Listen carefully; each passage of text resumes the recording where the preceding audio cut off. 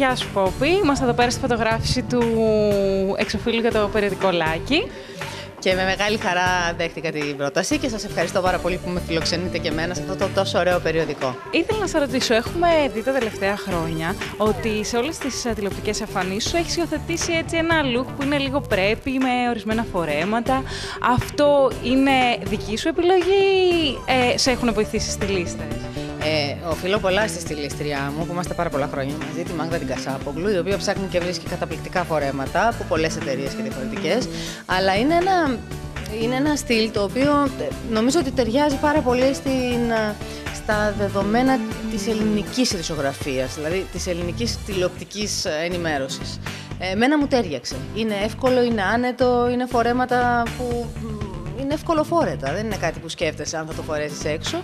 Και ταιριάζει σε ένα πιο, όχι σοβαρό, αυστηρό, όχι το κλασικό ταγέρ που φοράμε στην ενημέρωση, το βγάζει λίγο παρέξω.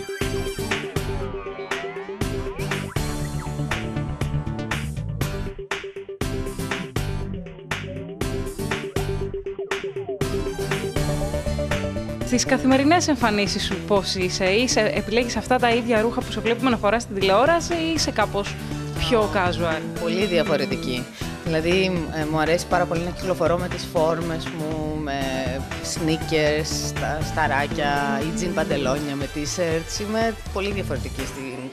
Ξέρεις τι, ο καθένας μας έχει πολλά διαφορετικά κομμάτια που συνθέτουν μια προσωπικότητα. Είμαστε δηλαδή και σοβαροί κάποιες φορές, είμαστε πιο ανέμελοι κάποιες άλλες, είμαστε λίγο πιο χαλαροί κάποιες άλλες. Εγώ επειδή είμαι στη δουλειά βγάζω όλο το σοβαρό και το στιτό, στην προσωπική ζωή προτιμώ λίγο το πιο χαλαρό.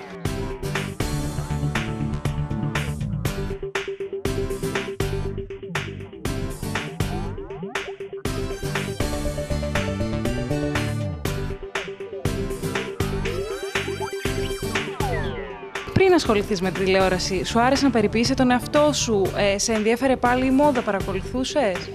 Κοίταξε, δουλεύω στην τηλεόραση από πάρα πολύ μικρή και η τηλεόραση δεν σε αφήνει να μην προσέξεις τον εαυτό σου. Δηλαδή, σε προσέχουν οι άλλοι. Πρέπει η εικόνα να είναι πάντα προσεγμένη αυτή που βγάζεις. Στο μέτρο που είναι δυνατό, βεβαίως. Οπότε είχα μπει από μικρή σε αυτή την λογική του να φορέσω κάτι για να γράφει διαφορετικά. Ίσως κάποιες φορές καλείσαι να κάνεις και μόδα. Μόδα, ναι, αυτό, το ταγέρι, το φόρεμα, αλλά καλείσαι να τη δείξεις τη μόδα μέσα από τις εκπομπές. Οπότε μπήκα σε αυτό πάντα.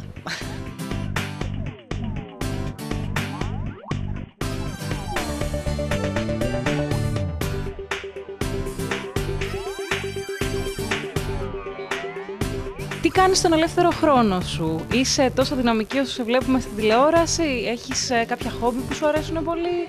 Κάποιες συνήθειες? Συνήθειες, ναι. Τα τελευταία χρόνια μου αρέσει να ασχολούμαι πολύ με την άθληση. Μ' αρέσει να γυμνάζομαι. Ανακάλυψα μεγαλώνοντας τι προσφέρει η γυμναστική. Πρώτον, σε χαλαρώνει και δεύτερον, θωρακίζει τον οργανισμό σου, σε κάνει πιο υγιή άνθρωπο. Μέσα από την άθληση και τη λογική της έκοψα και το τσιγάρο, που ήμουν εξαρτημένη από το τσιγάρο. Κάθε φορά δηλαδή που έχω ένταση πολύ, κάνω τζόκινγκ για να εκτονωθώ, να φύγει ο ατμός. Και άλλες φορές κάνω γυμναστική γιατί απλά μου αρέσει.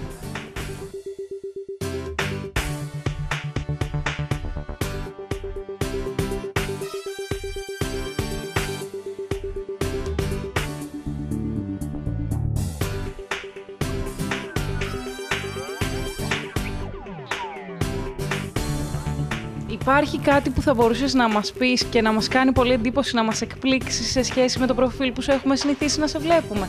Έχεις κάνει κάτι πολύ τολμηρό, κάτι διαφορετικό που θα ήθελες να το μοιραστείς μαζί μας?